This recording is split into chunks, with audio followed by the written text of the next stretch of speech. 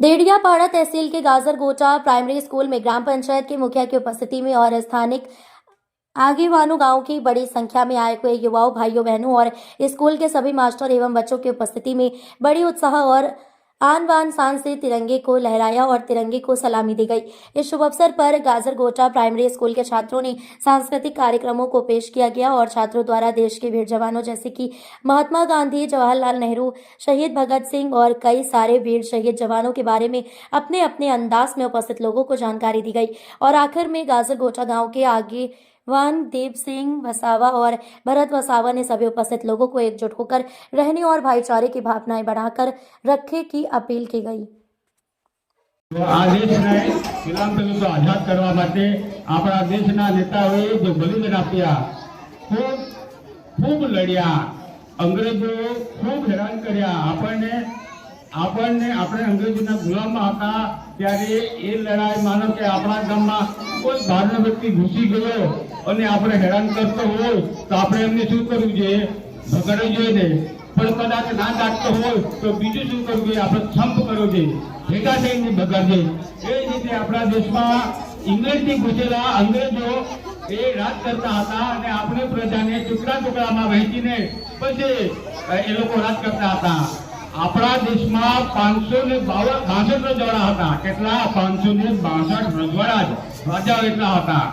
બરોબર. જ્યારે દેશ આઝાદ કરવા માટે આપણા ગાંધી બાપુએ અસત્યની લડત લડી, એને હિંસા ના કરવાનું કીધું. પણ બસ બાપુ જેવા હતા એ લોકોએ એવું વિચાર્યું કે આપણે શાંતિથી કેટલું લડવાની, થોડુંક આમને સામને કરી નાખીએ. એટલે એણે તો आजाद हिंद की फौज उभी करेगी. सूत्र प्राप्त तो तुम मुझे दूंगो, मैं तुम्हें आजादी दूंगा. એટલે અને વીર ભગતસિંહ જેવા આય તો એમનો સંસદમાં પણ બોમ્બ નાખેલો, એટલે એ લોકોને ફાંસીના માથે ચડાવેલા.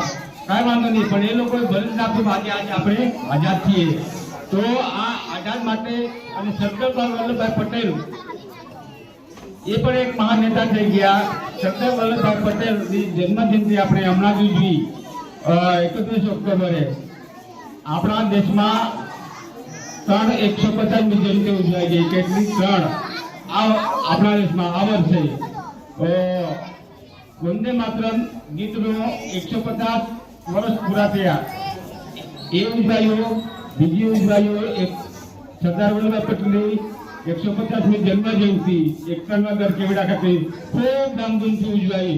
ત્રીજી 150મી જયંતિ ઉજવી એ આપણે બધા ગયા હતા. તમને બધાને ખબર છે. દેડિયાપાડામાં ઉજવાઈ. બિરસા મુંડાની 150મી જન્મ જયંતિ ઉજવાઈ ગઈ. આ 150 આ જન્મ જયંતિ કેમ ઉજવવામાં આવે છે? એનું કારણ તો આપણે વિચારવું જોઈએ.